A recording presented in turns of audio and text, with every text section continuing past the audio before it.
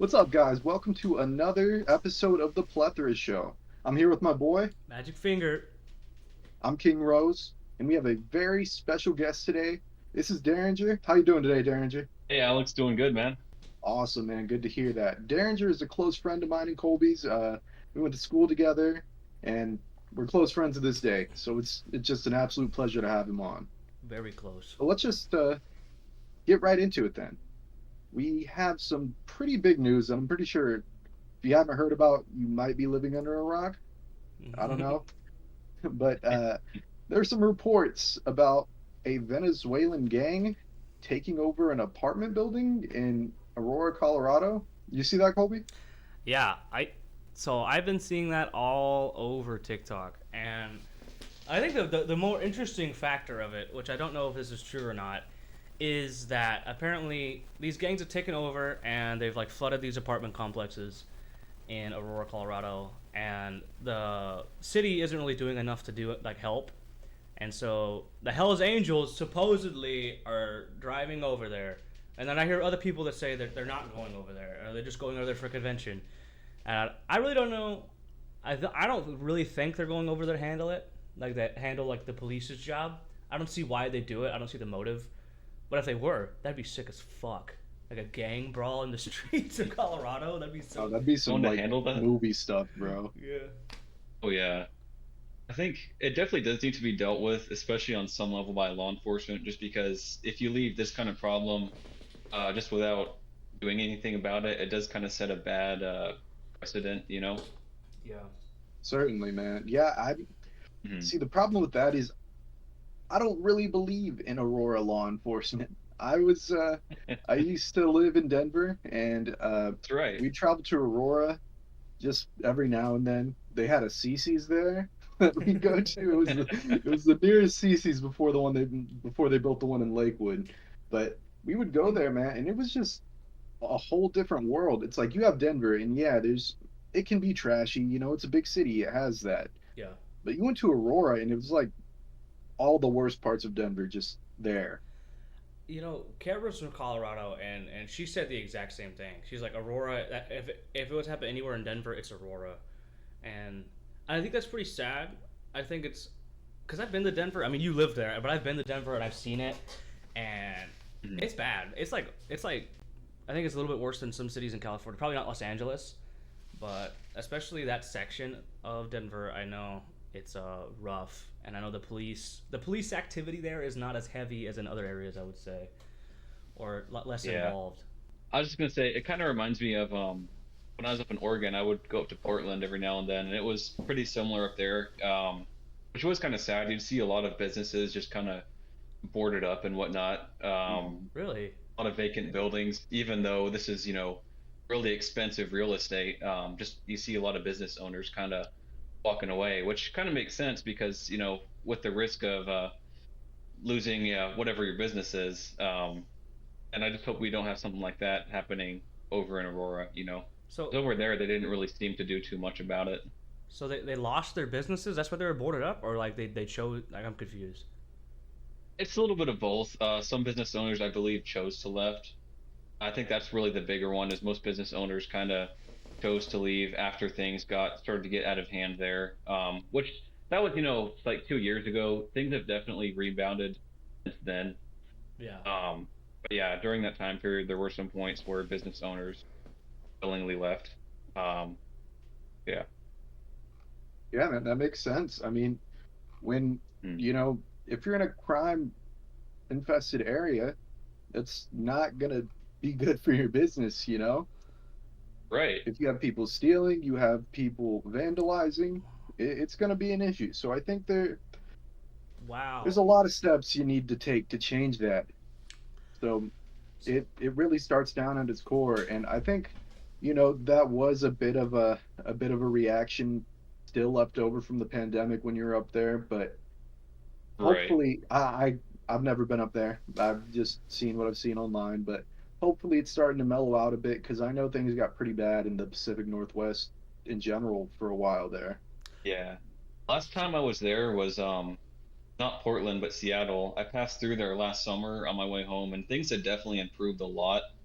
Um, which I think is huge, and I commend them for that, for really kind of cleaning things up after just 1 year. It seemed like I definitely noticed there are a lot of like private security out there as Yeah. opposed to law enforcement.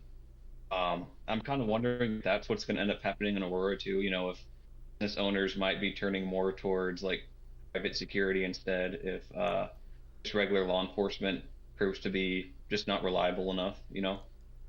I, Yeah, I mean, certainly. so I found this article from CBS over the Aurora thing. I just found one that's really interesting to read. So the introductory is like officials in Aurora have begun to acknowledge the presence of Venezuelan gang activity in their Colorado city after the release of terrifying surveillance video, and there's a testimonial from a person. Um, this man Romero said, "I've seen handguns, rifles with scopes, and other firearms. It's got so bad that bullets even went through my friend's apartment and hit my car." And then this says, despite frequent 911 calls, the police response was nearly non-existent. And this is a quote from Romero, this man Romero. The police would call me and say they weren't coming unless it was a severe crime. When I called the police to report a shooting, one officer asked if I have considered moving. If I could have afforded to leave, I would have. I think That's ridiculous. dude, that is you're a police officer Insane. of the law. Like you get paid That's a- to do that. Dude, That's a pathetic police force, man.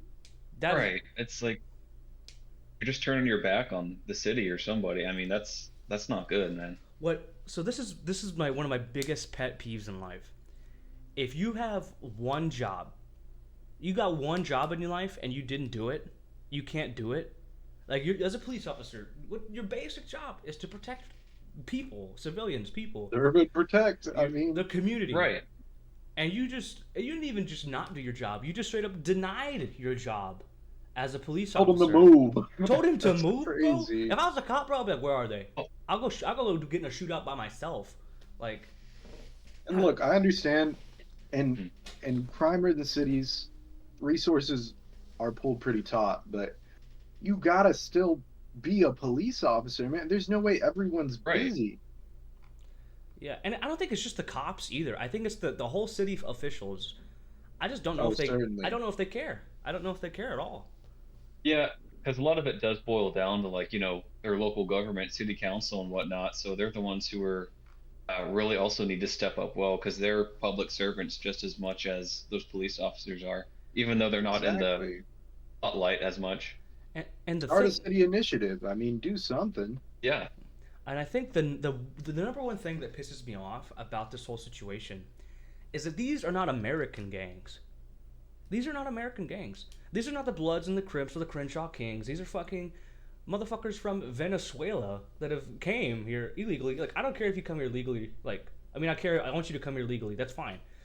But even if you're illegal, if you're a good person, that's whatever. But like, how is a gang from another country that deep into Colorado and establishing like safe houses and stuff there? Well, what I understand is that it's a mix of ICE detention center people and prison. It's a prison gang. Really? Yeah, that's what I understand. It's TDA, and I'm not going to sit here and butcher their name, but Yeah. they're called TDA, and from what I understand, it's a prison gang, and there's an ICE detention center right down the road in Denver, I believe, but they didn't just all decide to cross the border and run straight to Aurora. That makes sense. right. It's Yeah. something that had been brewing, surely. Well, I'm just kind of wondering, have they, city officials, law enforcement, and whatnot allowed it to get to that level? Is there much initiative doing to, being set forth to combat that, or are they just kind of letting it all happen over there? Because either way, it's just can't let them get away with that. I mean, you heard it from a police officer right there in this article from this man. Doesn't That- care. They Yeah. don't care. They're not doing anything. And then it And you pegs. see that's Go ahead. that's just a disgrace in my opinion, because if there's someone who's not doing that, whether that be a police officer, city councilor, whatever, then they need to get that person out and find someone who will get the job done. Now, certainly. I think what makes this interesting now, which we haven't talked a lot about, another huge factor of this story is apparently like we all heard the rumor that like the Hell's Angels are heading over there. I don't personally believe that's true, but after hearing this witness like say like the cops aren't doing anything, if the Hell's Angels went over there and fucked up a Venezuelan gang, I wouldn't even be mad, bro. Like Oh, I mean, you mean that would be really terrifying. I mean, I don't think people realize how scary these 1% Oh yeah. these 1% clubs are. These 1% bike clubs. Like, you know what 1%ers are? Like a 1%er? no, what's that? So, in No. bikers, yeah, okay, little biking backstory. So, with motorcycle guys, the majority of the people that ride motorcycles, they just ride it for fun, and they maybe they'll have like a little riding club, and like that's the 99%. But the 1%ers, which is like the OG bike riders, those are the dudes that actually like no, they sell drugs, they traffic people, they will kill you, they go to war with other rival gangs or clubs. So like it's not just the Hell's Angels, it's other additional 1% clubs. So like all these clubs have allies within. It's kind of like America and like the world, really. They have allies. Yeah. But I mean, if all these 1% clubs are coming, like literally going there right now to Colorado, like dude, Venezuela, those Venezuelan fuckers are gonna get destroyed. I personally believe because apparently, if the police isn't gonna do it, give me somebody who will. I don't care if it's legal or not. 100%. Yeah. I mean, I definitely don't think it would end well, but at least they're going to be going there to do something about it. So that's pretty big, especially if they're all kind of going there to actually do something about it and do some good, you know? Oh, I'm sure. I'm sure the police might start paying attention when there's an all-out gang war in the city of Aurora. You Yeah. know. And by no That's, means. Oh, go ahead. I'm just going to say it's definitely kind of a double-edged sword for sure, because on the one hand, at least, maybe someone's putting some initiative to, handle this issue, but at the same time, like you were saying, Alex, you don't want an all-out gang war in the middle of Yeah. like a residential area, you know? Exactly. And I gotta say this. By no means am I condoning like human trafficking or any of the other stuff that the Hell's Angels do. That's wrong. That's not right. Um, but hey, if they handled it, if for whatever reason, if they were to handle the situation, as a +1 in my book, and right now the police force in that city, in the city of Aurora or Denver, is gone. They've gone down, and if you're below the Hell's Angels in my book, you're like, what the fuck are you doing? Like, like, Right. like you're telling me a gang that literally traffics humans cares about this situation more than the city of Aurora, and they're not even I established in believe it. Colorado. They have a precinct in Yeah. Colorado, but they're not even established there. But yeah, I hope the Aurora situation gets handled by the city. I hope they wake the fuck up and actually use the Oh, yeah. taxpayers' dollars for good instead of just like, no, not my problem. What it is. God, that really gets under my skin. So, speaking of taxpayer spending, Colby, you had something going on in your home state, Oh my California? god. No, it's not my home state. Negative. Well, it's where your home's at. Yeah. So yeah, California has. I don't think it's passed yet, but it's a bill up in the air where, it's the possibility where illegal immigrants, from other countries could get a house loan for 0 down and 0% APR or like interest rates. It's a $5 billion bill that is up. And Alex, you just said earlier that it's passed through the Senate, which is kind of scary, honestly. I just think, I don't know. I just think we got it kind of backwards a little bit. Like, I'm all down for helping people out, but I think America needs to come first. Like, I'm over here paying $3,000 a month for rent, and I live in a 2-bedroom, 1-bath apartment. I don't even have a yard. Yeah, that's And ridiculous. I live in a 2-bedroom, 1-bathroom house, and I'm paying 1,000. So, yeah, like, go ahead, Derringer. I was just gonna say, hell, over here in Lubbock, it's pretty cheap. I'm only paying $400 a month for an apartment, Jeez. and then utilities, it's a little closer to 5, but still, that's a pretty That's damn good awesome. deal. That $3,000 a month is my base rent. That's not my utilities or Wow. my gas. That's just rent. Yeah. That's just to be here in this room. Wow, that is insane, dude. The issue I have is, where's my relief? I'm a veteran. Cameron's in the military. Exactly. Where's mine? No, don't get me wrong. We have the VA loan and home loan and all that. That's cool. That's not really my point. My point is, what about the American people? What are we forgetting? We're forgetting Americans. There's the homeless dude. I don't know if y'all probably don't even realize how bad it is here, but every corner there's a homeless person with a sign like asking for money. And if you go to LA, bro, tent city everywhere. It's Oh yeah. and I wish that wasn't that way. All right, let me tell you, I couldn't put my foot like I couldn't put my finger on how any of this made any sense. Hmm. So you can already do this. You can already apply for housing assistance with the state of California as a citizen. Okay. So this bill is a response to a law that already exists that prevents undocumented immigrants from participating in state benefits without a state law providing for eligibility. So this is already something a citizen can do. Seeing as illegal immigrants do still pay taxes, they do. They generate a large amount of our taxes.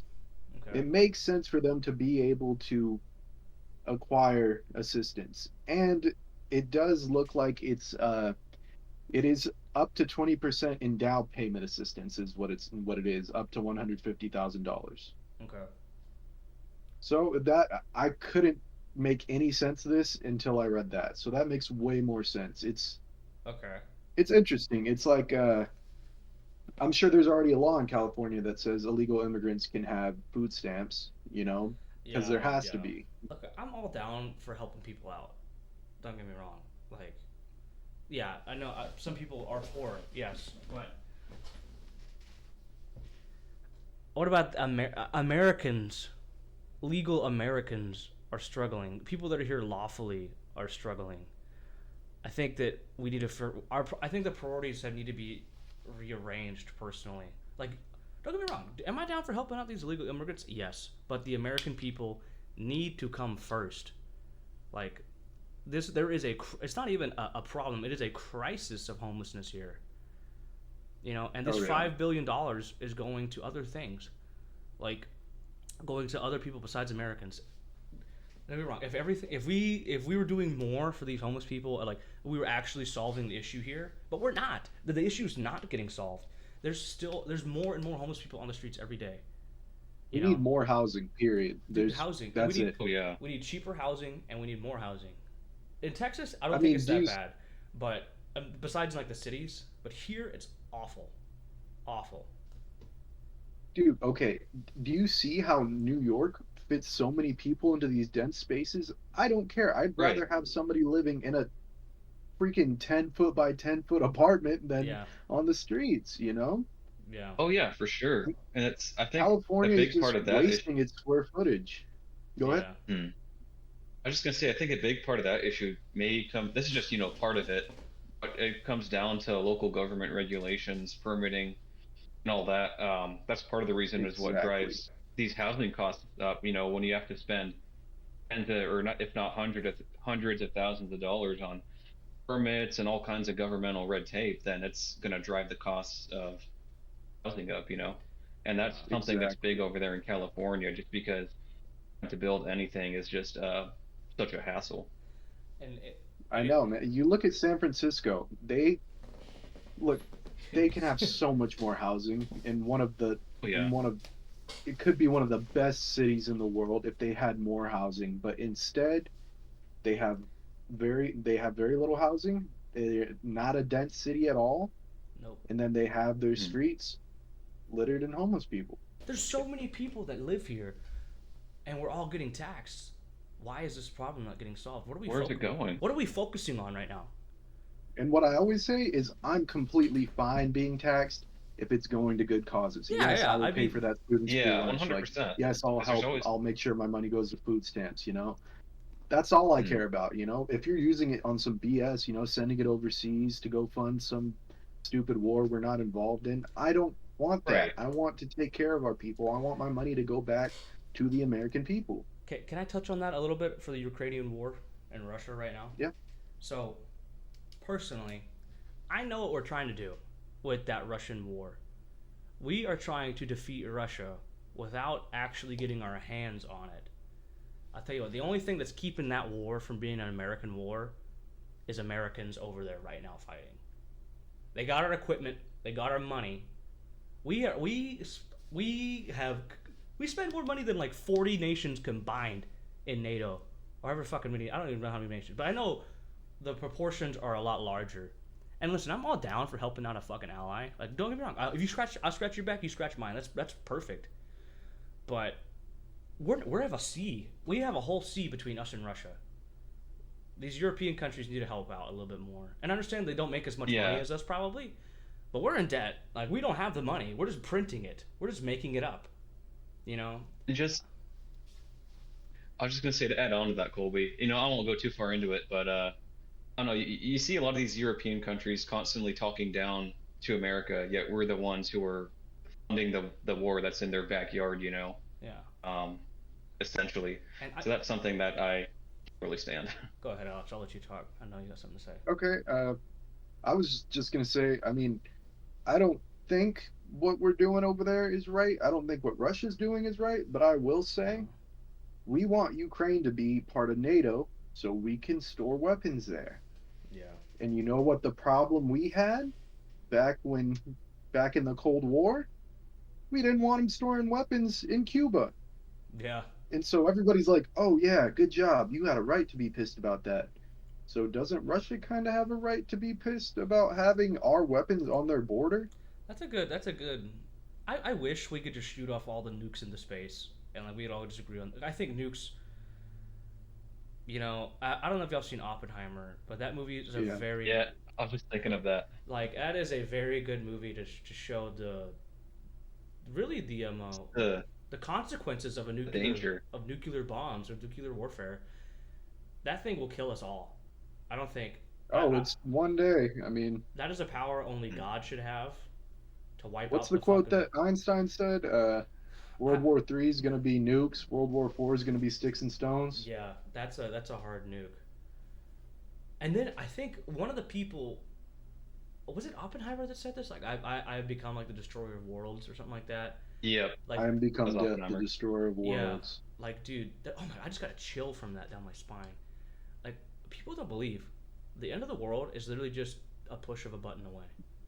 Oh, it's at like 2 or 3 people's fingertips right now. I don't know. Dude, the nukes are just too much, man. All right, I think it's time to pivot. Yeah. Okay, yeah.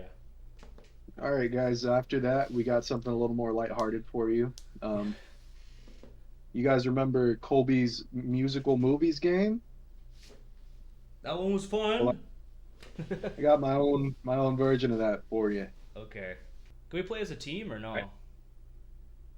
Yeah, you can play as a team. All right, yeah, Derringer. I'll be the dealer. You guys could be the team. All right. Me and Derringer on a team. We're gonna think about this together, Derringer. All right.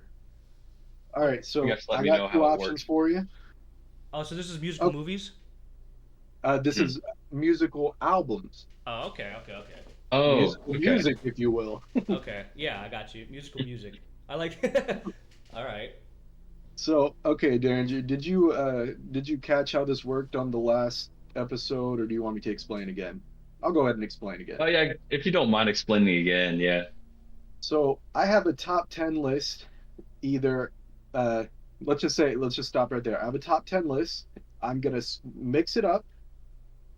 And right now, for example, Rolling Stones top 10 albums of all time. So to mix that up, I'll just completely randomize it, and I'll read off one, and then you'll tell me why you think that's number 1. Yeah. And then I'll read off the next one, and if you think the next one is really their number 1, you'll say, all right, I'm dropping this first one. Give me this one now. I think this one's actually number 1. Your goal is to have number 1. Okay. You'll catch on. Kind of like a guessing game. Yeah. Yeah. Yeah, but that makes sense. The catch is you cannot once you pass a movie, you can't pick it up again. Yeah. So once you drop it or pass on it, it's done. Yeah, and it's not a personal thing. It's like this is from like a website of their top 10. So we're just trying to figure it out, you know. So for this one, we're going to be doing best-selling albums of the 2010s. Oh, Okay. okay. 2010. All right, you guys ready? Be a lot. Yeah, I guess. Yeah, Fuck I it. guess so. Your opening album is going to be Katy Perry, Teenage Dream. I don't even know what songs are on that. Hmm. Yeah, Yeah, I'm but not a fan of hers. yeah. But we picked Okay. we picked this one up automatically, Derringer. We picked up the Yeah, first yeah. one. Do, You Oh, automatically okay. pick can this we one up, and you choose. are we able to ask like what songs are in that album? Yeah, yeah, Okay. totally. Is there like what's like the most popular song of that album? Probably Teenage Dream. I don't know that song, bro. I think it has Neither do California I. Girls. Let me pull it up. So you got Teenage Dream, Okay. Last Friday Night, Oh, okay. California Yeah, Girls, Yeah. Firework, Oh, wow. The One That Got Away, Yeah. Don't know that one. E.T. Those are all the big ones from that one. Okay. Yeah, those are some pretty big titles. Yeah. All right, next we have Purpose by Justin Bieber. I don't even. Can I get the list of the songs? You Yeah. betcha. Dude, Justin Bieber. You got to think about this. Justin Bieber's fucking huge. Like, especially in the 2010s, like he was like Yeah. the guy. He was almost like a, not a. Back then, I wouldn't say yeah. another Michael Jackson, but he was huge. So this album came out in 2015. Okay, that's a and good its year. Track list Hmm. is Mark My Words is one. Hmm. I'll Show You. What Do You Mean? Okay. Sorry. Hmm. Love Yourself. Company. No Pressure featuring Big Sean. No Sense featuring Travis Scott. The Feeling featuring Halsey. Life is Worth Living. Where Are You Now featuring Skrillex and Diplo. Children, Purpose, and What Do You Mean remix featuring Ariana Grande. God, that's hard, bro. Oh my god. Dude, I don't know, man. I got to say, I'm leaning more towards the first one, Katy Perry. to be honest with you. Yeah, those songs All seem right. like they were definitely more popular. Yeah, mean, I think I don't they- listen to either one of those, but I think they definitely are still Yeah. popular. I mean, don't get me wrong. Justin Bieber's. If you were like, if you it was like Baby Baby Oh, like that, whatever that one is. I don't know. I just don't think those songs did as well as his earlier ones. right, because 2015, that's kind of later. Yeah. I was thinking like those other ones were more like late 2000s. That's why I'm kind of leaning more towards the that first one. So you want to stick I with will Katy? say, Dar- Go ahead. this is best-selling albums of the 2010s. Oh shit. So Okay. it's from 2010 to 2019. Okay. You want to stick with Katy Perry, Andrew? That's what I think. Unless Okay. you had anything else you wanted to add. I really don't. I think Katy Perry is still more popular, or at least that album. At least with that album, I think she was. Yeah. Okay, we're gonna stick with All Katy right. Perry. All right, up next we have 25 by Adele. Now you're probably not going to know that off the top of your head, Yeah. No. so I'm looking up Hello, Oh. Send My Love to You, I Miss You, When We Were Young, Oh. Remedy, Water Under the Bridge, oh, excellent up there, River Leah, Love in the Dark, Million Years Ago, All I Ask, and Sweetest Devotion. I think we picked this one up, Derringer. Cause you got it. Hello. Do you remember Hello? That's number one. Yeah, I think Yeah, vaguely, yeah. that one was the reason why I think Hello is because I remember at one point that was the most watched video on YouTube ever. It's surpassed now, but Yeah. the year it came out, that was the most watched video on YouTube ever. You know. So it Damn, was. that's pretty hard to beat. I mean, that's extremely popular. You think that's it, Colby? I think we need it. I'm not too. I still don't think either one of these are number one, but I think Adele is more popular. At least that one song alone, I think is what's Alright, gonna so make Yeah, it. because that's gonna go. Yeah. It's gonna go a Drop long in way. Teenage if you want that Dream. one. Okay. Yeah. Drop Teenage Let's do it. Dream. Bruno Mars, Doo-Wops and Hooligans. Mm. Now let me read you the track list, of course. Fuck, bro. This is hard. I don't. Because it's people I'm not super familiar with. It's hard. All right, track list. Here we go. Okay. Grenade, Oh damn. Just the Way You Are, Okay.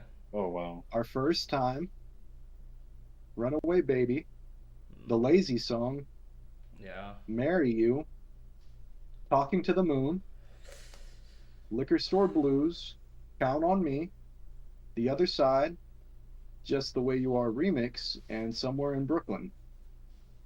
There's at least 5 bangers on that album that are like all-time Yeah. bangers. I, God. I know just the way you are. I still hear that played a lot today. You know. So what I'm thinking is, are those 5 songs that Mars made, are they more popular than "Hello" by Adele? You know, That's a tough call, man. like, because Uh, that thing was billions it had 1 billion views on YouTube. I remember that, damn. but you gotta admit those are 5 bangers of a song, and everyone loves Bruno Mars. I like Bruno Mars. I think he's Oh, great. yeah. I don't know about him personally and all that, but like, but everyone loves Adele too, bro. Oh my god, dude. Everyone's gonna love everyone on this list, man. It's the top 10 best-selling albums of the 2010s. That is true. That is true. Yeah. But who I don't know. I don't really remember a lot of Adele. I mean, I remember "Hello," but that was probably her only banger. Besides that other one that you mentioned, I forgot what it was. When we I was were gonna say, young, with those yeah, it was five, pretty do you good. think with those five, do you think that kind of overshadows the one, that one we were just talking about? I still don't think we have the number one yet. You know, but I think Mhm. we're talking about what made the most money. I'm gonna say it's Bruno Mars, bro. I think more people re-listen to that. You know, I think more people. I think it Yeah. definitely has more of a. I could just put this on the radio in my car. Adele is more of like, okay, I want to cry right now. You know, music. Yeah. So I'm gonna think about re-listens, or the re-listenability of it. Well, didn't he play at the Super Bowl at least once? It might have been a few times in that era. Twice, I mean, does 2 that? or 3 times, maybe. Yeah. Oh wow, that's a good point. Yeah, he was that popular. Yeah. Yeah, I say we pick him up. I say we pick up the Bruno Mars album. What do you think, I think Jared? so, especially with those 5 ones, and then a lot of a lot of the songs from that era of his career are still popular today. So Yeah. I think, yeah, we should pick that one up. Okay, we'll pick him up. All right, we're dropping Adele, taking Bruno Mars. Yeah. Right. Do it. Let's see. Your next album is the Frozen soundtrack. What? I did not expect that. Oh my god, What dude, the this just hell? fucked everything up, bro. Oh my. Oh my God. That's tough, I mean, man. you guys know Frozen. I'm not gonna list off the tracks. Yeah, I know. Let it. Do you want to build a snowman or Let It Go is huge. Oh, Lord, yeah, that's. But so this is Hell, this there's is even been, confusing. like- Is it just profits from the album alone? It's units sold. So it's like copies of Frozen. So it's no, it's I Just the think it's soundtrack. a certain amount of streams. Oh, okay. The soundtrack CD or the soundtrack CD being bought, or if it's bought on iTunes. Okay. So that's a unit. Fuck. I mean, you gotta think about all the little girls in the world, even little boys. That is. Frozen All their kinda parents who were forced to listen to it. was fire. But is it sustainable as Bruno Mars though? Hmm. I'm not gonna get you You know, wrong. people still play those. People still play that at like Christmas time. It seems like all those Frozen songs. But how often did you hear somebody listen to don't a know. Frozen song, and how often do you hear someone listening to a Bruno Mars song? I might overhear some kid playing it on their iPad or some shit, Yeah. but that's about it. But think about it. If I was if an adult were to play like a Frozen soundtrack, you'd be like, okay, what? But if It's a good he way was to get your playing ass kicked. a Bruno Mars like playlist or the album, you're like, oh, this is normal. So Yeah. I think we pass on Frozen, honestly. I think so. It's definitely up there for sure. I mean, it obviously is if it's on this list, but still, I'd say Bruno Mars is going to be, yeah, greater than Frozen. All right, we Yeah. passing on Frozen. God, yeah. I don't know. think I'm so yeah. unsure right now. All right. And now we got 21 by Adele. Oh my, another Adele? Yeah, let me read off your track list. You got 1 second. Got Rolling in the Deep, Oh man. Rumor Has It, God. Turning Tables, Don't You Remember, Set Fire to the Rain, Okay. He Won't Go, Take It All, I'll Be Waiting, One and Only, Love Song, and Someone Like You. So there's like 4 to 5 huge songs in that album. Yeah, definitely a couple I recognized on there. But now I'm like, I didn't pick. I dropped Adele. We The dropped first Adele. one, yeah. But that one only had like 2 bangers, like 2 like no shit bangers on it. This one has like 5, and so does this this Bruno Mars album. Yeah. And That was a those are tough like her call. those are like her best songs too. Oh yeah. Bangers. I want to pick it up, Come honestly. on, man. I think I want to pick it up. I don't know, with those 5 bangers and then the other album, I think it was 25 being on there too. I'd say we should pick this one up. Yeah. Especially with this one has like what 4 or 5 bangers on it that are still Yeah. kind of popular today at least. I think those songs are more popular than all those Bruno Mars songs. You know. I think so, 'Cause yeah. everyone knows Adele. We're picking her up. You're picking it up? I think we should do it. All right, pick her up. All right. So what you have right now in your pocket is Adele 21. And up next, we have Christmas by Michael Bublé. Is that? Now, let me It's just see. I'm a not really Christmas familiar with that. album? It may just be a generic Christmas album. I'm not too sure. If it's a Christmas album, we're not picking that one up, Derringer. That's like one time. Because that's a only year. like what 2 months out of the year, 3 months at tops. You know? All right. No. So it's beginning to look a lot like Christmas. Santa Claus is coming. White Christmas. All I Want for Christmas. Santa Baby. Have Yourself a Merry Little Christmas. Silent Night. Blue Christmas. I'll Be Home for Christmas. Ave Maria and Michael's Christmas Greeting. No, Are those all covers? Yeah. Yeah.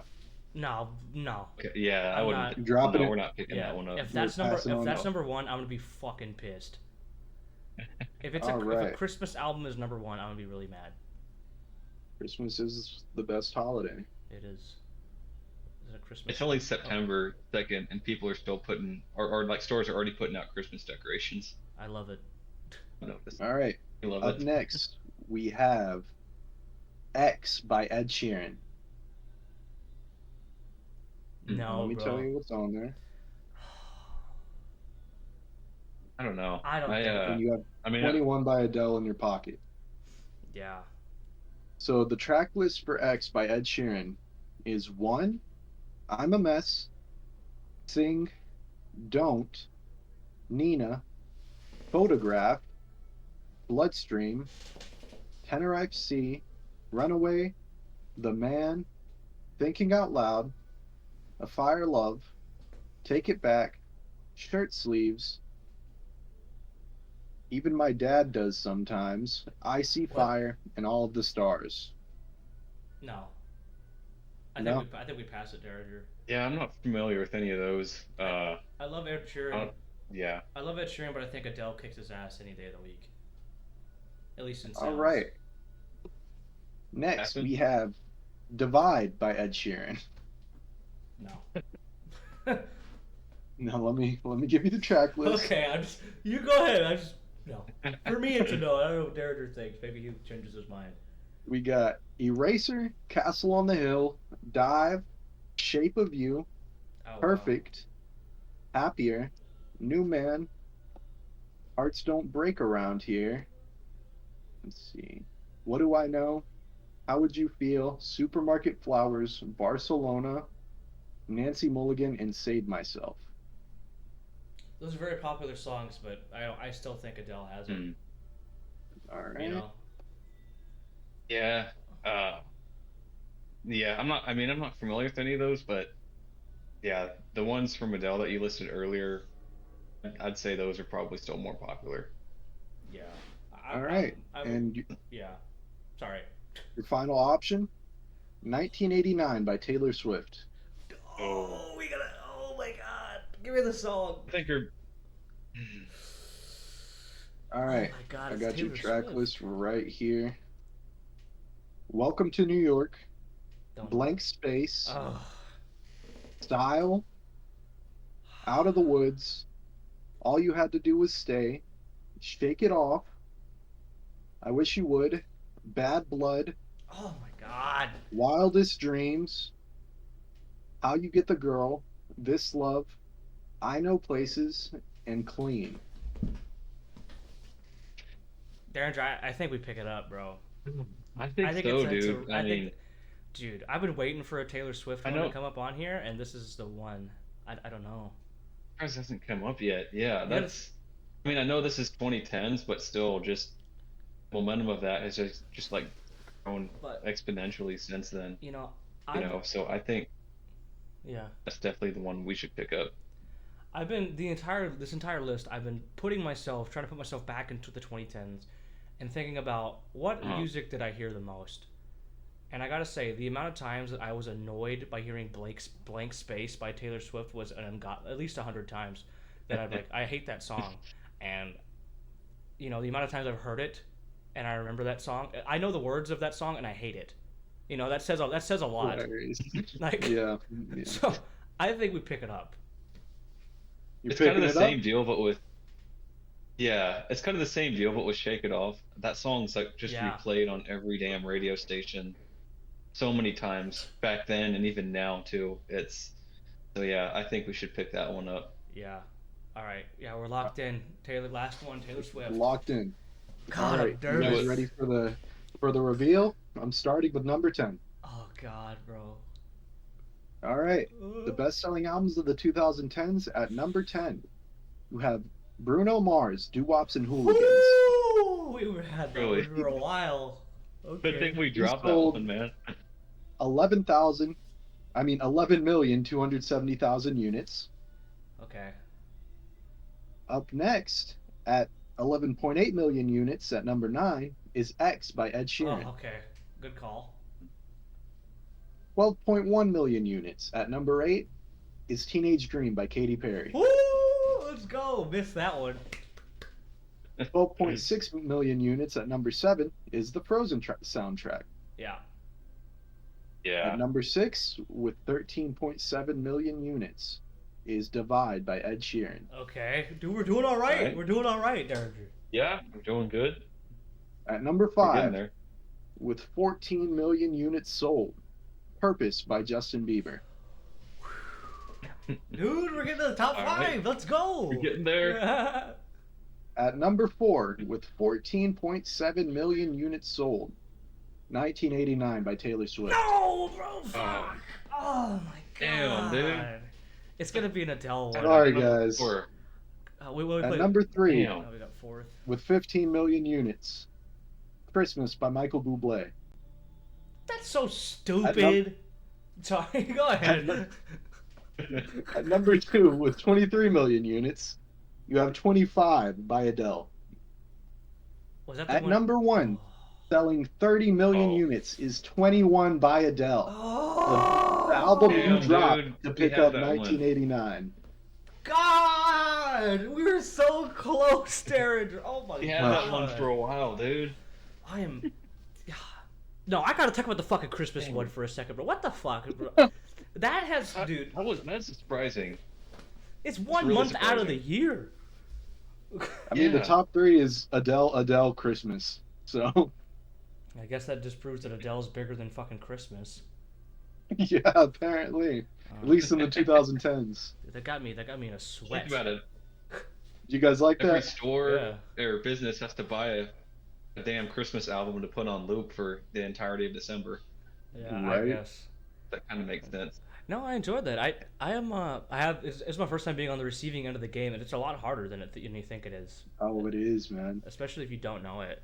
Like I did not know that, but I think we did very well, Derringer, for our first Oh, time. yeah, top 4 is really good. I got down to 4. That's what was pretty mine, good. 7? I think you got 6th. Yeah, last time. see, I didn't do very well on mine, so. Yeah. You did what? Most expensive movies to make? Yep. Yeah. Well, no, that was a good one. Yeah, that was a good one because I really had me double thinking everything. See, I was thinking that we listened to the radios and I mean to the radio in the 2010s a lot. We were Yeah. always somewhere where the radio was playing. So I thought Mm. this one would be an interesting one that you might feel like but you probably don't. Yeah. Yeah. I think what threw me off is I don't listen to really that kind of music. Um, Yeah. Yeah, but so it's kind of hard to. like Yeah, me and Darren are I saying, don't really listen to any of that either. yeah, I'm sure if I was more into like the pop music, I would probably. I've never heard all those songs. Like, don't get me wrong, all the popular ones, but it's just like Hmm. I'm not like See, a diehard fan. You know? that's what I was going for. That's Yeah, I mean, exactly why I went for it because I Yeah. I knew you'd know him, but I knew you wouldn't really know him. Yeah. Yeah, but that was good. I enjoyed that. Yeah. Awesome. 100%. Well, All right, so in the vein of music, and for our final segment of today, we got another top five for you guys. We got yep. our top five albums of all time, and as a gracious host, I think we should let our guest Derringer go first. Yeah, I'm Derringer, for you it. mind giving us your honorable mention in your number five? yeah, for sure. All right, so I'll just kind of kick things off right away here. So for my honorable mention, I don't know if y'all heard of this one, but the album is called "The Earth Is Not a Cold Dead Place" by Explosions in the Sky. I And haven't heard of that. you haven't heard of that? Yeah, so it's I really like the band because they're actually from Texas. They're from Midland, and they Oh, okay. originated from there. But they specialize. So a lot of their music, I think most of, if not all of it, is all instrumental. But it's like still rock music, and it has a really really cool vibe to it. And the album came out a little while back. I think it was like mid 2000s or so when it came out. Okay. But what I really like about their music is I don't know. It kind of their songs are pretty long. Like they're between like 8 and 10 minutes in length, and they're all instrumental. But they're both just really like I don't know, really good music to vibe to. It's really like what's the word? Just inspirational, Yeah. in my opinion, for them. Uh, and they've done a couple of movie soundtracks as well. Like I know they did the soundtrack to Friday Night Lights and Lone Survivor. I'm sure y'all seen those. Uh, That's their interesting. music is just yeah, it's definitely something different, especially since it's not only is it instrumental, but they have their really own uh, unique sound to them too. And they have several albums, but that one, "The Earth Is Not a Cold Dead Place," is I think my favorite of that band. That's a great Uh, album name. Yeah, that's oh, it awesome. is. It really is. It sounds their music is just really inspirational. It's really great for working out to or running to. At least it is for me. Yeah. So I really like them. And if you guys haven't listened to them before, you may have heard some of the soundtracks they've done, because they've done several soundtracks for movies before. But if you haven't, I definitely would encourage y'all to give them a listen. Okay. And then for my number five is gonna be "Chocolate Starfish" and "Hot Dog Flavored Water" by Limp Bizkit. Classic. What? That's sick. Yeah. Really? Yeah, I that's think sick. yeah, because Colby, y'all listen to Limp Bizkit that much, or I'm not a. Not really, but I'm familiar. I love not Limp really? Bizkit, but I'm not like It's, a huge fan. yeah, they're definitely not my favorite, but I think their music is really good. I mean, well, at least that album. Some of it is just all right, but out of all their albums, that one definitely has the most bangers on it, in my opinion. Um, I I I learned to hate the play a lot of album their cover for songs. that, man. Is that the one with the gremlin It's like so hot dogs? it's so weird, It's like and it's weird I don't know. They're baby people in hot dogs. yeah, That's sick. it's kind of like Limp Bizkit is one of those bands where it's like you either love them or you hate them. I Yeah. feel like so that's at least with them. I know some of their new. I don't even know if they still make newer stuff or if they're still touring or whatnot. But at least that album I think was definitely their peak. I'm not sure how much more they did after that because that one came out in I think 2000 or 2001, so it was a while back. I don't know. Limp Um, Bizkit was famous as fuck though. yeah, they definitely were Yeah, back he was then. huge. Yeah, I think they might still be doing like concerts now, but they're getting pretty old, so I wouldn't think they're making anything new, at least nowadays. But I like their music. I really like playing a lot of their songs on the bass. They're honestly not that hard to play, but I really like, they're just really fast paced and loud. I really like how it combines rock and rap, which is definitely something that's hard to pull off, I think. Yeah. Um, so I think they pull it off pretty well. But yeah, they're one of those bands, either love them or you hate them. Yeah. I think that's by far their best album, though. Yeah. That's my number five and honorable mention. I don't know if that's what y'all are expecting or not, but No, that's those good. are It was mine. awesome. Hmm. We surprise each other all the time with our past two top fives. We're both like, oh, really? Yeah. Every time we'll pull something out of left field. But all right, Colby, go ahead. All right. So for mine, my honorable mention, I have "Dirt" by Alice in Chains. That's the one that has Good like band. Rooster and Wood on it. If you ever, I don't know if y'all, I don't know, Alex, you familiar with Alice in Chains? Yeah. So yeah, it's the album cover that's like all red. It's like their most famous album or the most famous album. But I don't know. I just think I know what you're talking about. they got Rooster on there, bro. And Rooster, dude, I was in the bars in Okinawa, and anytime that song came on, bro, everyone's screaming, bro. Yeah, here come, bro. It's just, I don't know. It's just such a hard song, and a reason why I love, what was that? I was gonna say, do you know is Man in the Box on that album? Or No, is that a different that's one? that's a different album. Okay. If Nutshell was on this album, it might be a number one for me, but it's not. Nutshell is such a good song. But the reason why Alice in Chains even reaches it is because I love their vibe. They were grunge as fuck. I think they were like the king of grunge music. If you don't know a lot about Lane, I think it's Lane Staley or Laney Stanley. I could never say his name. But the lead singer, he died of drugs, or I think he overdosed. But I mean, when they found him, his body was like 90 pounds, like 93 pounds, and he was severely depressed. And I don't know if you've ever seen. There's a really famous clip on TikTok of Alice in Chains doing their last concert with him as a lead singer. And a lot of people say, like the Rolling Stones, or people say like that's the closest a man's ever gotten to singing at his own funeral. Like, That's insane. it's just incredibly depressing. But if you have not listened to Alice in Chains, I'd really suggest it. Okay, anyways, moving on to my number five, probably something y'all don't know. It's called "Hooray for Boobies" by Bloodhound Gang. I don't know. I hate you. I hate that group. I hate What? every song of them you've ever shown me. Dude, I hate Never heard of them. you. No. it is a Bloodhound Gang. Darren, you need to give them a listen. Now, I will warn anybody that hasn't heard Alright. Bloodhound Gang. It is an acquired taste. It is like coffee. You have to keep listening to it to appreciate it. It's like when you go to scoop your litter box, but if you just ate everything. Like, No, treat it like bro. cereal.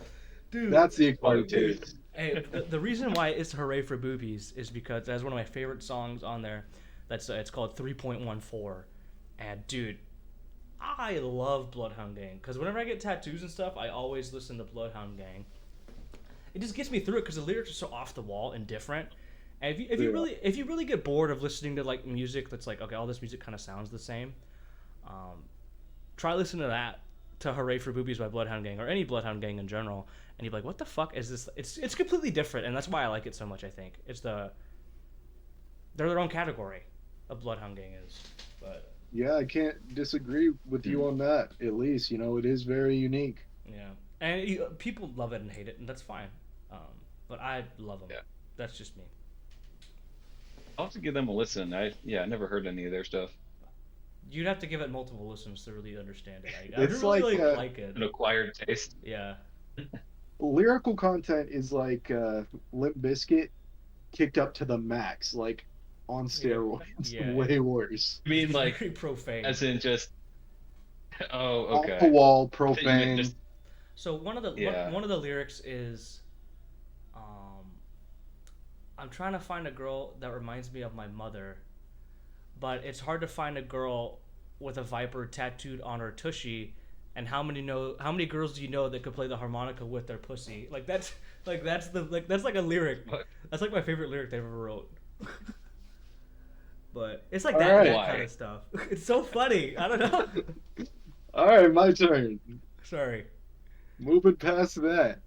All right, for my honorable mention, I have Echo by Tom Petty and the Heartbreakers.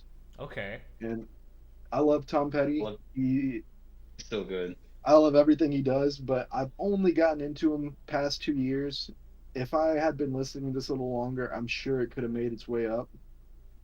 But this album is just the one that does it for me, you know. Yeah. Every song is just so full of musical genius. I mean, One More Night, One More Day, incredible. Echoes, incredible. It's just one of my favorite albums of all time. It just didn't, unfortunately, didn't crack my top five. Mm. But I love Tom Petty. I think he's a genius, and I think he's influenced so many. Like you go from rock, alternative, country acts Yeah. that are still out today. No, that's an undeniable statement right there. Yeah, Yeah. he's incredible. Mm. Yeah. I'm not a All huge. right. Oh, Oh, sorry. go ahead. I said I'm not a huge Tom Petty dude, but whenever I put his music on, I haven't heard one that I don't necessarily hate or like don't like. That hate Yeah. is a strong word there. I haven't found one that I don't like. Love, different, but I do like them. Anyways. All right. For my number five, these guys are relatively unknown. They're a duo of one's a writer and singer, and the other one's a producer. They're called They, They period. Okay. Um, I actually found these guys when I was in like 8th grade, and I just loved it, man. And then I found out their lead singer has written for people like, you know, Beyonce, Kanye West, Justin Bieber. Really? He's a big writer in the industry, and he was just trying to do his own thing. And then a few years ago, when I was living in Denver, I signed up for one of their like band subscription like emailing lists or whatever, Yeah. and I actually got to go to their listening party at a studio in Denver, a recording studio. Really? It was Wow, that's awesome, cool. man. They were blasting the music. People were going crazy. I was like, I drove there and I was like 19, so I didn't really get to party, but Yeah. it was insane. It was super cool. And this is their album New Religion, their debut album. They came out with a really different sound than what was going on like in the R&B rap industry at the time. It's very grunge influence, you know. Okay. You have those dirty guitars in the back, but you still have the heavy 808 beats of hip hop and R&B, Mm. and you have just beautiful singing. Yeah. And it's just one that's always going to stick with me, especially since I've met them and, you know, Yeah. That's spent a whole time different with thing. them. That's a whole different experience right there. Oh yeah. Yeah. It was big. Yeah. All right, Derringer, you're four. All right, so my number four, Alex. I know you'll know this. I don't know if you will, Colby. My number four is Post Traumatic by Mike Shinoda. Oh my Um, God, that's a and that's great album. it's so good, dude. It's like I think almost every song on there is just so good. I mean, it's definitely got kind of a sadder vibe to it because it came out right after Chester Bennington died, you know, but I like how Mike kind of, doesn't make the entire album that way, if Wait, that makes is sense, this connected to Linkin Park? Yeah. This is a Linkin Park album? No, No. it's No. the rapper. It's Oh, the dude that Yeah. raps in Linkin Park. He made it. I have not heard of. Yeah, he I made heard his- this. so he made his own album, I think a year after Linkin Park disbanded, because this came out in I think 2018. And I remember, yeah, Alex, you showed it to me, and I'm like, wow, this is one of the greatest albums I've ever heard. It's just, It's just every if I could comment on this real quick, Derringer, it's just the embodiment of mourning and pain and moving, trying your best to Yeah. move past it and how you feel, and not just how you feel about the one who died, how you feel about everything around you, and it's incredible. yeah, and that's that. This album just does that, I think, perfectly. Like it encapsulates everything from grief all the way to the like moving on process on it. of just because not every song on there is like sad or about Linkin Exactly. Park. There's definitely some more uppity songs on there. Um, and that's what I really like about it. I think, Mike Shinoda is just definitely one of the he definitely did a great way of handling it. It's like, he didn't just use it as an opportunity to like sell albums or anything like that. Yeah, And it's he could have you just can made a really cash grab. exactly like you can really hear his emotions in the songs and in the music. And how that's part of the reason why he used his like real name instead of his stage name for Mhm. um, just for the album. And he still puts out music today too. Oh I yeah. think in terms of him, that's like definitely his best album, and it's just every song on there is It's so so good. raw, man. I'm It gonna have to, I'm is, gonna have to give that dude, a and it's listen like just right after this. All right, I awesome. definitely recommend it. It's such a good album. Okay, that's sick. I didn't know that. I'm definitely gonna have to. I love Linkin Park. All What do right, I, Colby, man? you're They're four. so good. All right, so my number four. This one's very close to me. Um, it got me through a lot of hard times, especially before I met Cam. It's "Break the Cycle" by Stained. Um, I don't know if y'all are familiar with Stained or don't know who Stained is. I Yeah, think I've heard so. some of their songs Yeah. like on the outside, and then Yeah. So a few Yeah. others. um, I just love this album. I think it's by far their best album. It does not have my favorite Stained song on it. My favorite Stained song is "Right Here." I forget what album that's on, but dude, this music, bro, it's. I think it's music. I mean, I'm sure women could really cry to it too, but it's just a good music for really a man to cry to. I think it just has a.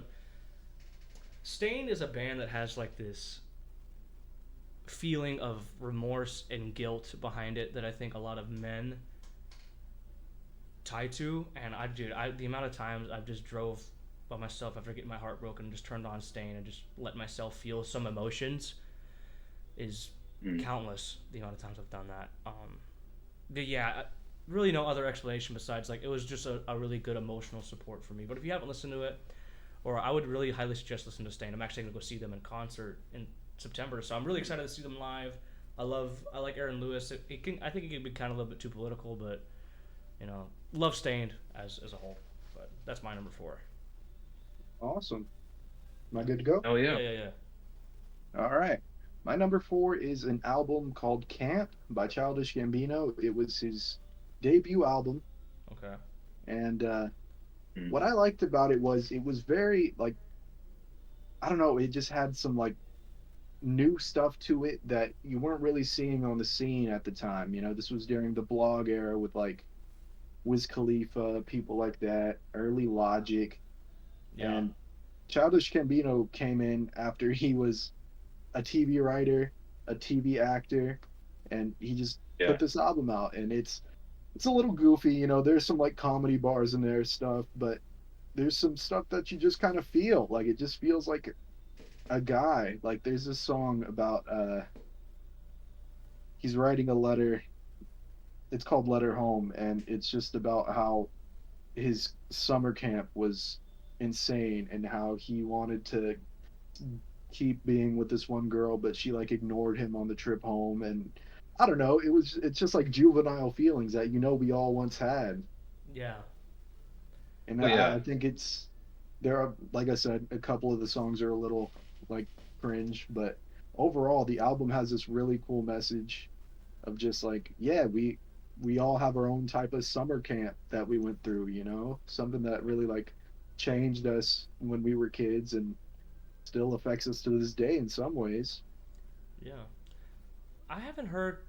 Uh, I know Childish Gambino is a very good lyricist. If that's how you say that, right? Mhm. Yeah. Yeah, yeah. But Yeah. I do like his music. I just have not listened to him enough. Maybe I just haven't given enough of my attention. But I definitely enjoy his music. If someone puts it on, I'm not like opposed to it.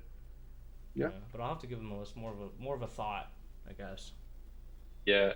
All right. I haven't listened to much of his music, but I definitely have seen him in some movies and TV shows before. And that I think it's pretty cool he does that as well. He definitely Is has he a. kind of Oh, go like ahead. turning away from that now, or is he just doing music Um, now?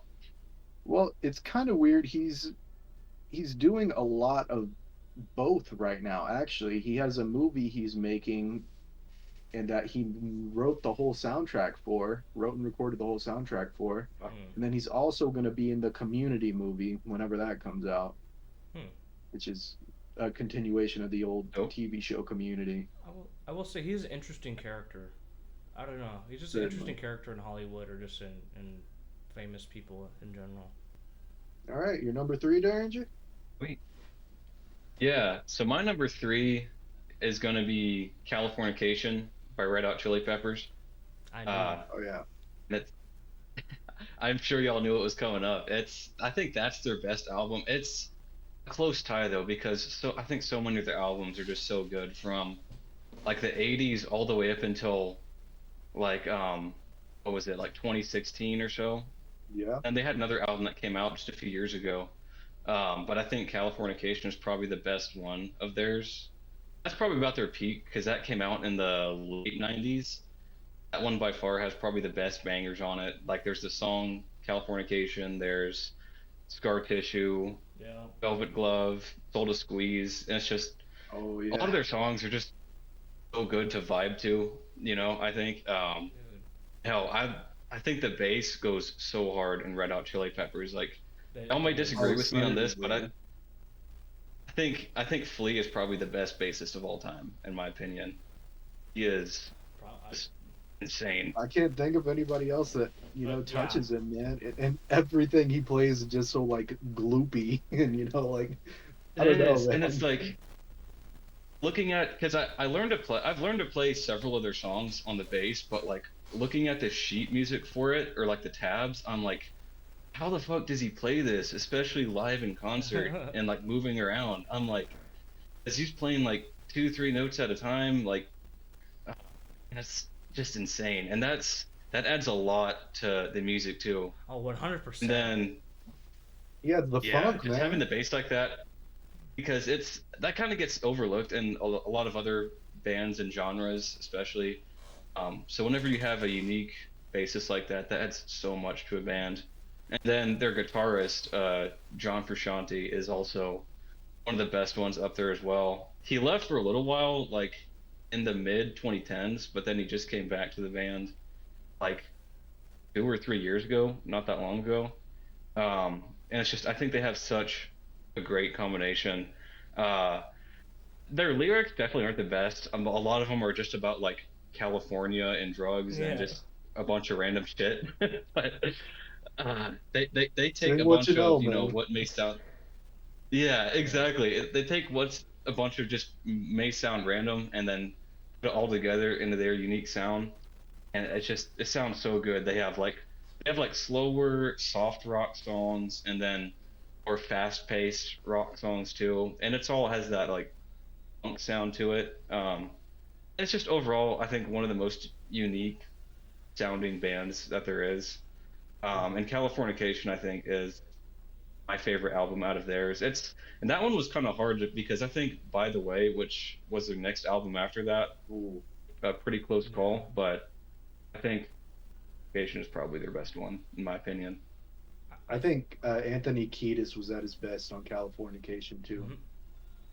Oh, for sure. Yeah, I can't believe he's still out there doing concerts and stuff, being like 60-something years old. But I know, I think that was definitely his peak. I think you used the word unique perfectly. I think Red Hot Chili Peppers is the most unique sounding band I've ever listened to. There's no one else that sounds like them ever. Like, yeah, exactly. There's just no one else that even comes close, and it's like their guitar solos, their bass, their lyrics. It all sounds so good, man, when it comes together. It's undeniable. They're a great band. I heard when you hear them live, they're awesome. They're just as good as in recording. Yeah, I've been trying to see them live because they were in Dallas, I think, like a year and a half ago. But yeah, I wasn't able to go, unfortunately. But that's still on the bucket list, though. I'd love to see them live at some point. Yeah, that'd be awesome. Yeah. All right. So, ready for my number 3? Oh, Yep. Oh, sorry. Okay. So my number 3 I think we're good. Yeah. is the Marshall Mathers LP by Eminem. Only because it has one song on it, and that's Kim. I love. If you have not heard Kim, bro, it is the most out of pocket Eminem song ever. I think it's just a song purely about domestic violence, and dude, Kim, it's not a song that you for like. It definitely has its place, okay, in that song. I love that song so much because it just makes me feel an emotion. It makes me feel like uncomfortable, you know. And so much music these days doesn't actually make me feel that way. Derringer, if you haven't listened to it, I'd highly suggest listening to Kim by Eminem, and you'll understand why. Yeah. But yeah, that song is really. A lot of his songs, not that one. But his other songs are awesome too on this album. But I don't know, for some reason I just love Kim. I don't know why I like that song so much. The people probably think I'm weird. It's a very aggressive song and not a very friendly. It's not a nice song at all. So if you listen to it, like you've been warned, it has like domestic violence sounds in there and everything. But it just feels like the most. It feels like that's the only song that Eminem didn't really hold back at all when writing it. But yeah, that's my number 3 for albums. Sorry if it was more about a song, but Yeah, I mean that's an absolute classic Nice. album, and I mean I can't blame you for putting it up there. I mean your reasoning may be a little wild because that song is it's insane, but I understand completely that it has its place, like you said. I like how raw it feels. Yeah. Like it's like, no, this is a human emotion that I'm feeling, and I'm gonna tell you about it. I don't care. Anyways, but yeah. Yeah, I mean, all right, I'll go Look at ahead that. Yeah. throw my number 3 up there. I have The Life of Pablo by Kanye West. Okay. Came out in 2016, and Nice. it was really what got me deep into music. That album is what made me check every Thursday night at 11 what new albums have dropped, what new singles have dropped, because that's typically when new music drops for charting purposes. But Yeah. what really got me into looking at new music and stuff. And man, I gotta say, it holds up to me today as one of Kanye's best albums, probably his best. It has a lot of bangers on there, songs that, like Colby said, they make you feel human emotions, even if they're a little weird. Yeah. And this one really it really muddied the waters of what production meant, because Kanye already started a producer revolution with his sped up soul samples that changed the hip hop game. And now he's later in his career. He was like 38 when this came out or something. He was old, and he changed up his production style again. And this is something that's much more stripped back. It's very like all the sounds are really crunchy. Okay. It's interesting and it's very industrial sounding, Really. and it's just unusual. And he'll have a song just like incorporate something that sounds like someone whacking 2 metal pipes together, What? and then it goes pop. Yeah. Damn. That's pretty impressive. Yeah, it's really cool stuff. I mean, the big one off of this one that everyone probably knows is I Love Kanye. That one's Oh yeah. huge on TikTok. Father Stretch My Hands, Famous. There's a few on here that are relatively big. I enjoy Kanye's music. It's just something about his flow that just doesn't really. I can't get into it. I need to give it more of an attempt. I'll definitely have to try to give it more of an attempt. It's just the way his flow. I'm not saying his lyrics are bad. Don't get me wrong. It's just the way his delivery, for me, doesn't really do it. Doesn't really scratch an itch for me, I guess.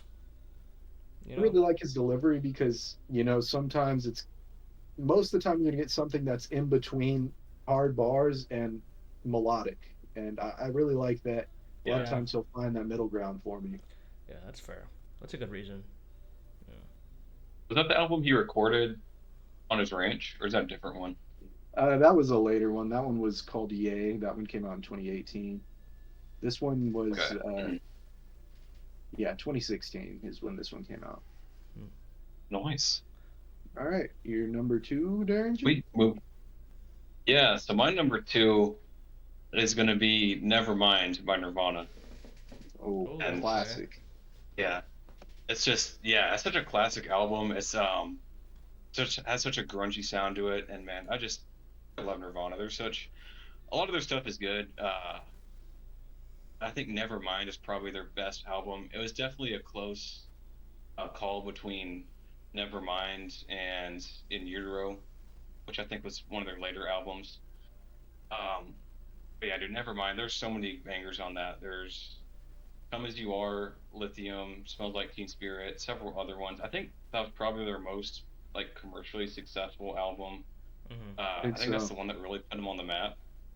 Um, and this, the sound that they really brought a lot. Y'all can correct me if I'm wrong, but I think they've really brought a lot to the grunge Yeah. genre. I guess you could say. I'm not really sure if it was even much of a thing before they came around. Yeah. But I think that album though is just, and it's pretty cool because it's only there's only three of them in the band, but it's the fact that only three people can make such a unique and just amazing sounding album and track, I think is really crazy. And then Kurt Cobain's vocals, it's just nothing else matches that. And their lyrics are kind of weird and all over the place, but it's like once you have that sound and that flow to it, it's just you could be singing about anything and make it sound Right? at least halfway decent. I gotta. I think that's their best album. Oh, go ahead, Colby. I gotta say, Nirvana was close to being my honorable mention. It was between like a Nirvana album, that same album, or Alice in Chains. And for me, Nirvana just doesn't do it enough lyrically for me. Like all the Alice in Chains songs are about. I feel like I know what they're talking about. Don't get me wrong, Nirvana's fucking godly in the grunge scene. Like they are the godfathers of grunge, like unmatched. But just for me personally, I just I think they're go can't ahead. really like decipher their songs, I guess, because their lyrics are just so random, I guess, see, I think they do enough sonically, melodically that it's attention grabbing enough for me. Like, Yeah. sure, it'd be cool if this had some super in-depth lyrics, but Yeah. just sonically and melodically, they're doing something that just was not around before them, and it's so attention They were grabbing. just Yeah. exactly, yeah, and that's what really kind of put them on the map. It's just, and even their sound, it's like it seems like a lot of other grunge bands are kind of, I don't know, off of that to an extent, Exactly. It's like you were saying, Colby, they're the godfathers of grunge, and Yeah. I learned to play a lot of their songs, whenever I first started playing bass. That's just, it has that sound to it, even if you're just playing, a simple bass line from one of their songs. And the reason I picked that album is I think it just has it's the most memorable song out of their other one too. That was probably their, I don't want to say it was their peak, but that's like probably, like I was saying earlier, their most successful album. And that's just, yeah, that grunge music. I think that's probably my favorite one for grunge for sure. Yeah. 100%. All right, we're ready for my number 2. Yes, sir. All right, my number 2 is completely different from everything else. My number 2 is "Off the Wall" by Michael Jackson. Oh, Dude, that's a banger, man. That's a classic. Dude, a classic. Michael Jackson is undeniably the king of pop. I think 100%. I don't think anyone's come close to as famous as Michael Jackson has been. I think he is probably the most famous. When he was alive, I think he was the most famous person ever. I think, besides like Jesus Christ, like, Yeah. like everyone knew who Michael Jackson was. But this album, man, you really get that feeling. It's right before he started. Right before like, it wasn't the time. It wasn't like it didn't have this new feeling to it, but you could tell this music was revolutionary for its time. Oh, it's because he was at his peak and he was reveling in it. He was showing you, this is my sound. This is what I do. Here it is, perfected. Yeah. The reason this album hit so close to me at home because when I was a kid, my parents had a white Buick LeSabre. I'd always sit in the middle seat because that's where the best place to listen to the music was, and they'd put on this song and they'd put on this album, and I would just. Dude, I just makes me whenever I hear Michael Jackson, especially this album, I feel like a child again. I feel like a kid. It puts me somewhere sweet, and dude, Michael Jackson is dude, insane, bro. God, bro, that's the number one performer of all time, I think, in my opinion. You know, Oh yeah. the money shows, the record shows, you know, and I'm so sad that he Oh, died. I remember even being like what 6 or 7 years old. Just his funeral was all over the news for like months, you Dude, know, I cried when and he it was died, just such bro, big news. and I was like young as fuck. But Oh yeah, that was like 2008 or nine. I think that's definitely one of the biggest losses creatively the world's ever had. Is Michael Jackson. Just I made my own Michael Jackson Halloween costume yeah, in like third or That's fourth dope. grade. I like cut a white tee into like a V-neck, and then yeah. I bought the wig and the hat, and I had sunglasses. It was Dude, fire. he Oh, and I got the glove too. so iconic, bro. Such an iconic guy. Oh yeah, certainly. Oh yeah. Yeah, but that's not that. But that's my number two. All right, let me go ahead and Pick- do mine. I have it's a relatively newer album. It's called Dark Times by Vince Staples. So Vince Staples, he started out as a Heard that one. you know a Long Beach, California gangster rapper. Really, he was he was a Crip. He was in a gang, and as he grew, he kind of leaned more into the artistic vision of hip hop, and you Yeah, can actually watch it progress as you go through his albums. The starting ones are all like hype, yeah, we shoot guns and do this and that, yeah, and he goes on and he just improves lyrically substantially. But what I love about what he does is he still has that element to him. It's not just like, oh, forget all the gangster stuff, because that was who he was for a while. hmm It was Yeah. part of him. People were shooting up and down his block, and he was just trying to make a way. And I think this album is really where he perfected his craft, because he delves into things. He has a song called Government Cheese, talking about like what it was like growing up poor in the projects and having to eat government cheese, man. yeah, He has another one called Etouffee on this one, and it has the lyrics, in the ghetto, I'm a Martian crash landed in those dirty ass apartments. And it's like he knew he had to get out of there. He was special from that day, but that's where he was at.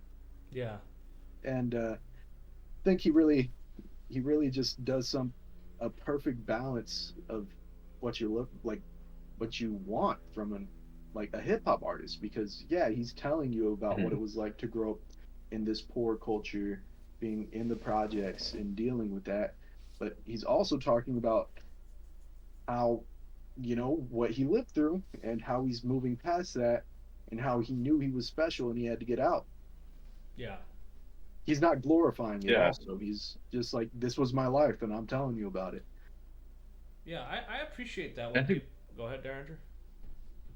I was gonna say I think that's good that it's not glorifying it because I feel like that's something that's definitely done. A lot of artists do nowadays is glorifying like a bad lifestyle. You know, the one that he was trying to get out of, and that's kind of the Yeah. opposite of what you should be aiming for. You know. Yeah, you took the words out of my mouth, Derringer. I was literally just about to say that, but Mhm. yeah, that's a good one. And yeah, you got to really like listen to it to see that, because if you're just hearing it out in public, you hear him talking about shooting guns and something, and you're like, oh, that's just another rapper to dismiss. And it's like, no, man, you got to listen to it. He's talking about, yeah, he did live this life, but that's not how he lives anymore. He did it because he had to survive, Yeah, and he's Mhm. out of it now, and he's thankful, but he reflects on those days. that's solid.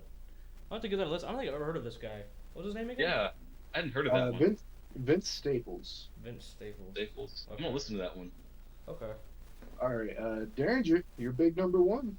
Let's hear it. All right, you ready for my number one? Yes, brother. Yes, sir. All right.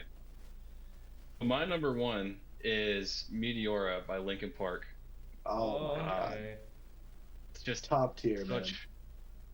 It is so good. Even hell, that album came out. They just re-released the 20-year like anniversary edition album. I think last year. Yep. Came out in 2003, and it's just, my God, dude, that album is so good. Like, I can listen to that so many times, and it just never gets old. It's Right? just the I mean, combination of Chester Bennington's vocals, Mike Shinoda's rapping, all the instrumental. It's just insane, man. And that's why it's my favorite album of all time. And it does such a good job at combining rock and rap. And it's like, I think their lyrics too are actually deep. You know, they actually have meaning. You know, and whatnot. You listen to them. It's just not, you know, something random or something, you know, too generic. I don't know. I just lyrically, their music seems really relatable, and it's just their sound, bro, is what makes them my favorite. It's just the combination of Chester and Mike with all the instrumental is just so good, and I think that's their Man, best album too.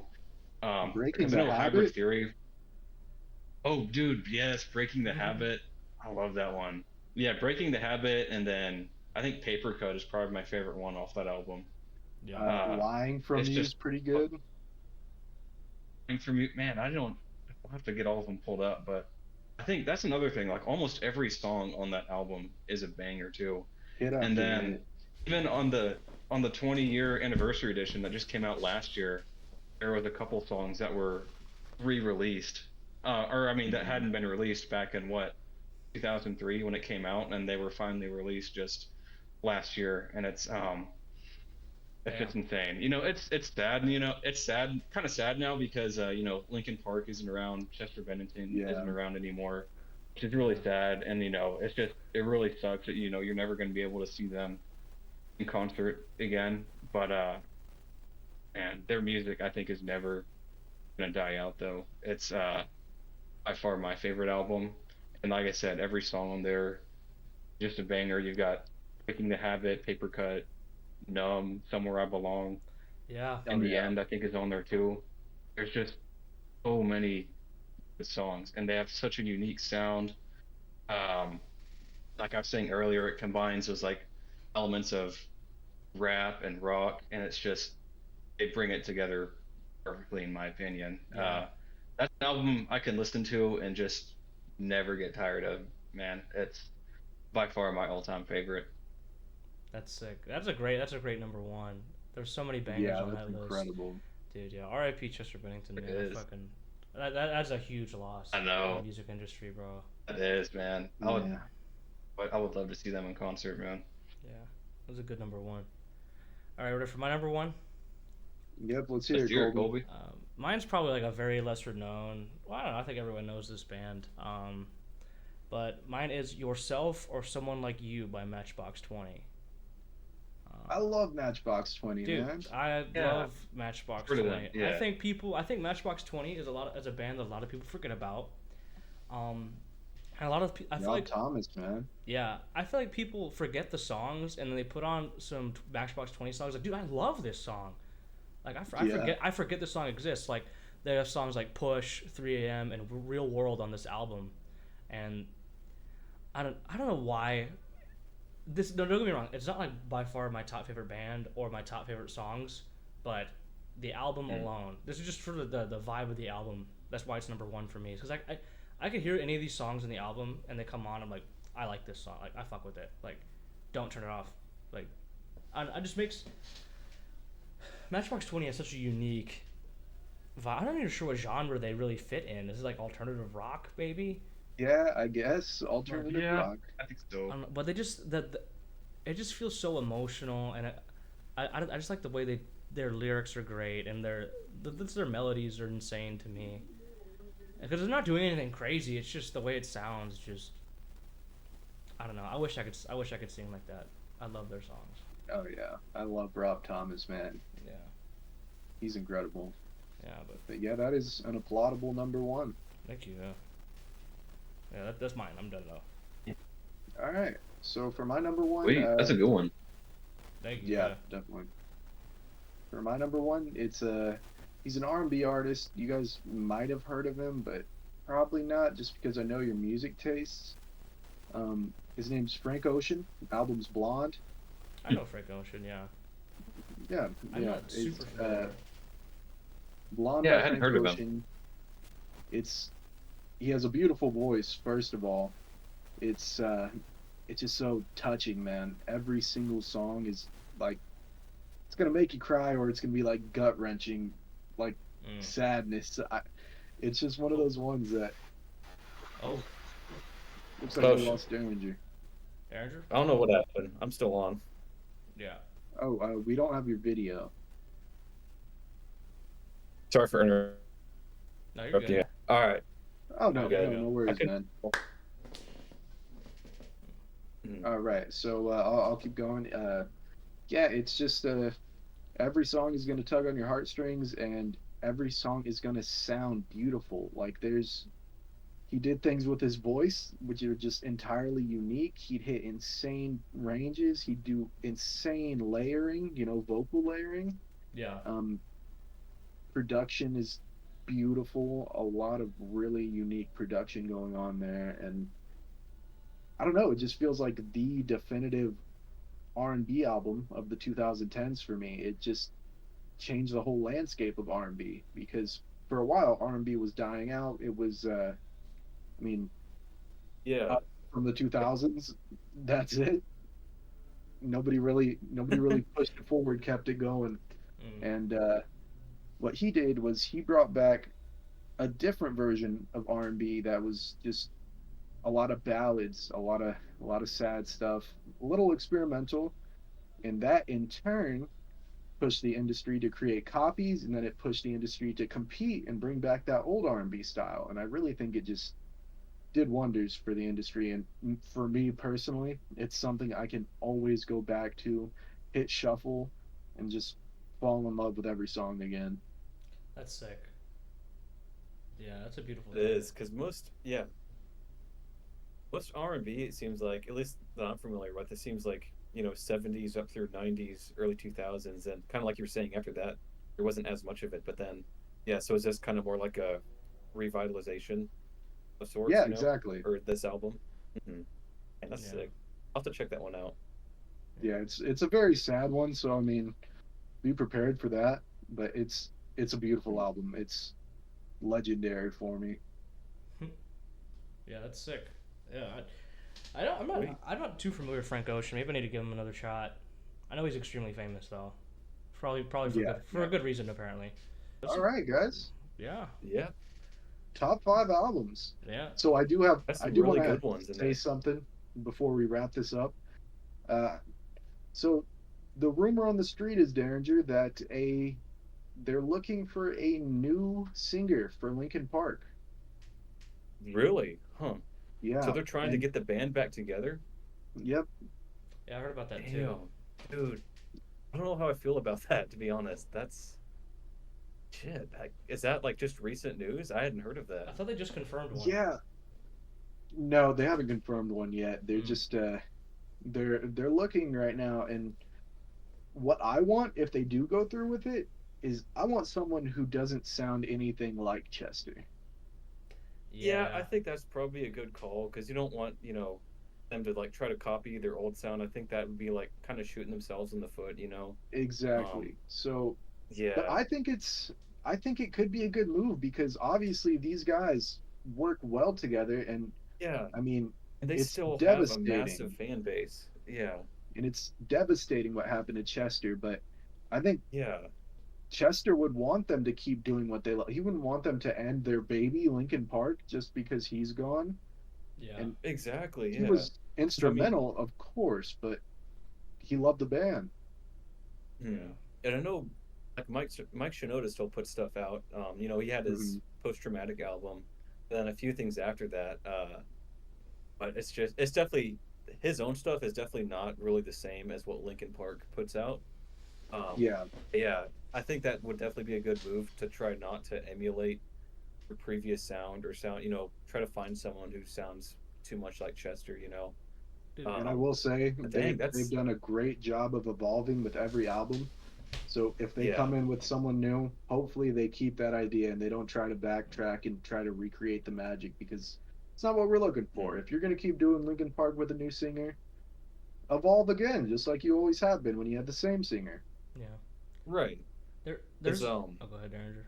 Well, go ahead, Colby. I was just gonna say, there's a beautiful video on the internet of one of Linkin Park's last concerts, and it's just Chester Bennington just in the crowd, no security around him. He's just getting swarmed by people in this concert, and he's just singing with them. He's hugging everybody, and he's holding people's hands, and he's singing with them. And like, a lot of the comments were like, "That's him saying goodbye," you know. And Wow, it's dude. just I've never seen that. it's a beautiful, So it's a sad. very sad video. It almost made me cry when I watched it. But you should probably, I suggest go looking for it because he looks so I'll human. check that out. He looks so human in that moment. Yeah.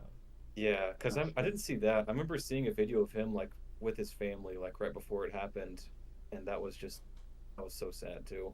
Yeah. Um, All right, guys. Yeah.